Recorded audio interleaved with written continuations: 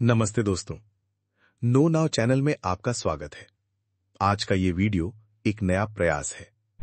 इसमें हम Google images या फिर और भी कई लेखों या वेबसाइट के द्वारा इकट्ठा किए गए कंटेंट से हम एक वर्चुअल यात्रा पर चलेंगे, जहां हम अलग अलग जगह के बारे में कुछ नई, रोचक और ऐतिहासिक बातें जानेंगे और थोड़ा बहुत दार्शनिक दृष्टिकोण से भी उस पर चर्चा करेंगे, ताकि अगर आप कभी भी उस जगह जाएं तो आप उसे अलग नजरिए से देख पाएं। और अगर मान लो आप नहीं जा पाए तो फिर आप अपने मोबाइल से ही कुछ नई जगह का अनुभव कर पाएं। यही इस वीडियो का उद्देश्य है।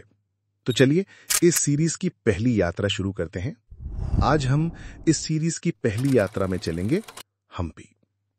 दोस्तों, क्या आपने कभी सोचा है कि अगर पत्थर बोल पाते तो वो हमें क्या सुनाते? शायद वीर योद्धाओं की कहानियां, शायद टूटे हुए साम्राज्यों का दर्द, या फिर एक अनसुना संगीत जो समय के पन्नों में दबा हुआ है। आज मैं आपको लेकर चल रहा हूं हम्पी, एक ऐसा स्थान जो कभी विजयनगर साम्राज्य की राजधानी था। 14वीं से 16वीं शताब्दी तक ये दुनिया के सबसे समृद्ध शहरों में गिना जाता था। यहाँ के मंदिर, महल और बाजार इतने भव्य थे कि विदेशी यात्री लिखते हैं कि सोना चांदी यहां सड़क पर ऐसे बिखरा था जैसे आज कंकड़ पत्थर। लेकिन आज बस खामोश पत्थर और उनके बीच बहती एक गहरी आध्यात्मिक गूंज। हम्पी आपको सिर्फ इतिहास नहीं दिखाता, यह आपके दिल से एक सवाल भी पूछता है। आखिर स्थायी क्या है?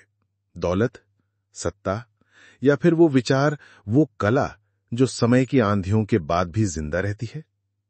हम्पी का सबसे रहस्यमय दृश्य है यहां की ग्रेनाइट की पहाड़ियां। जहां तक नजर जाती है आपको बड़े बड़े गोल पत्थरों के टीले दिखते हैं। ऐसा लगता है जैसे किसी दैत्य ने खिलौनों की तरह पत्थरों को यहां वहां रख दिया हो। ये ग्रेनाइट चट्टानें लगभग 3000 करोड़ साल पुरानी मानी जाती हैं, यानी मानव सभ्यता से भी कई गुना पुरानी। सोचिए, जब इंसान ने आग जलाना भी नहीं सीखा था, तब ये पत्थर यहीं खड़े थे। इन पत्थरों के बीच बने मंदिर और महल मानो इंसान और प्रकृति का संवाद हो। मनुष्य ने अपनी कला को पत्थर पर उकेरा और प्रकृति ने समय के साथ उन्हें और पवित्र बना दिया। इन पहाड़ियों को देखकर एक गहरी सीख मिलती है। हम जितना भी भागदौड़ करें, हमारे जीवन की रफ्तार कितनी भी तेज हो, समय के सामने हम सब छोटे हैं। ये पत्थर हमें बताते हैं सच्ची ताकत स्थिरता में है, न कि गति में। जैसे ये ग्रेनाइट लाखों साल से खड़े हैं, वैसे ही हमें भी अपने जीवन में ऐसी स्थिरता खोजनी चाहिए। शाम के समय जब सूर्य की लाल रोशनी इन पत्थरों पर गिरती है तो लगता है मानो वो खुद सुनहरे हो उठे हों। तभी एहसास होता है कि पत्थर सिर्फ पत्थर नहीं, बल्कि समय के साधक हैं। चुपचाप खड़े होकर हमें धैर्य और सहनशीलता का पाठ पढ़ाते हैं। हमारी यात्रा की शुरुआत होती है विरूपाक्ष मंदिर से। यह हम्पी का सबसे पुराना और आज भी सक्रिय मंदिर है। 7वीं सदी में बना यह मंदिर भगवान शिव को समर्पित है, जिन्हें यहां विरूपाक्ष कहा जाता है। जैसे ही आप इसके विशाल गोपुरम यानी टेम्पल टावर के सामने खड़े होते हैं, आपको लगता है मानो आसमान और धरती एक हो रहे हों। आज भी यहां सुबह शाम पूजा होती है। फूलों की खुशबू और घंटियों की धुनी हवा में खुल जाती है। यहां खड़े होकर आपको एहसास होता है कि सभ्यताएं गिर सकती हैं, साम्राज्य टूट सकते हैं, लेकिन आस्था हमेशा जीवित रहती है। एक दिलचस्प तथ्य, मंदिर के अंदर एक ऐसा पिनहोल कैमरा इफेक्ट है जिसमें सूर्य की छवि उल्टी दीवार पर प्रोजेक्ट होती है। सोचिए, 600 साल पहले लोग प्रकाश विज्ञान को कितनी गहराई से समझते थे। शायद यही बताता है कि ज्ञान ही असली मंदिर है, जो समय के साथ और उज्जवल होता है। मंदिर के सामने फैला है हम्पी बाजार, आज खामोश, लेकिन कभी यहां इतना वैभव था कि यात्रियों की आंखें चौंधिया जाती थीं।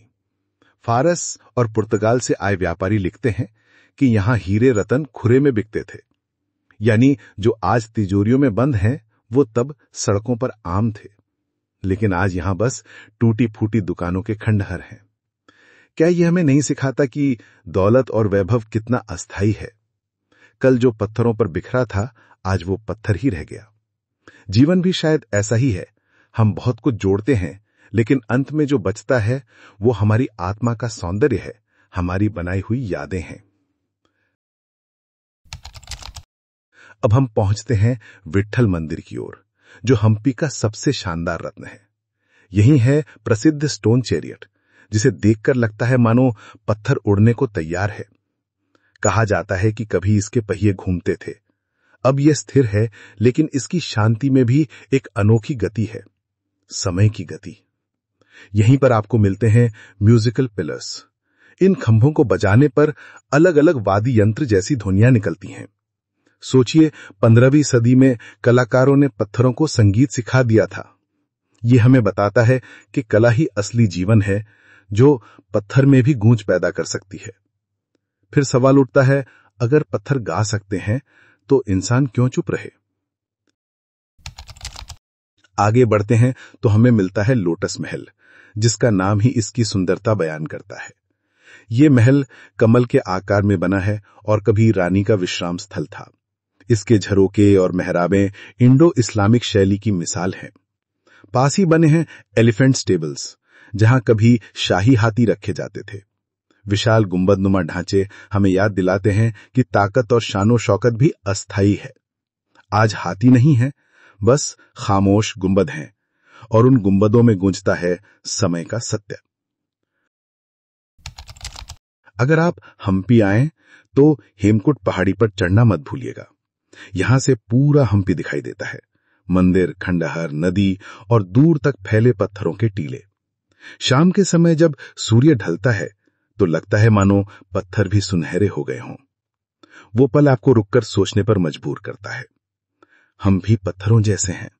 समय हमें तराशता है, घिसता है, और अंत में हम में से हर कोई किसी न किसी रूप में कला बन जाता है।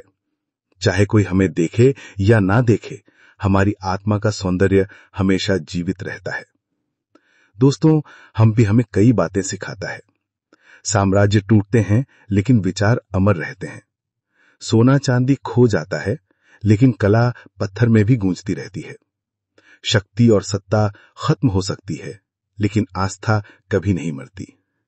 हम्पी पूछता है, तुम किस चीज के पीछे भाग रहे हो? दौलत, नाम, ताकत? देखो, ये सब यहां भी था, और आज बस पत्थर बचे हैं। तो असली स्थायी चीज क्या है? शायद उत्तर यही है, प्रेम, ज्ञान और कला। यही वो खजाने हैं जो समय भी नहीं मिटा सकता। दोस्तों, ये थी हमारी वर्चुअल यात्रा हम्पी की। अगर आप कभी वहां जाएं तो सिर्फ फोटो खींचने मत जाइएगा। पत्थरों को छूकर देखिएगा, हवा की खामोशी को सुनिएगा। शायद वो भी आपको कोई अनकही कहानी सुनाए। हम्पी सिर्फ खंडहर नहीं, ये दर्पण है जो हमें दिखाता है कि जीवन क्षणभंगुर है, लेकिन आत्मा अमर है। और शायद इसी वजह से हम आज भी कहते हैं, हम्पी जहां पत्थर बोलते हैं।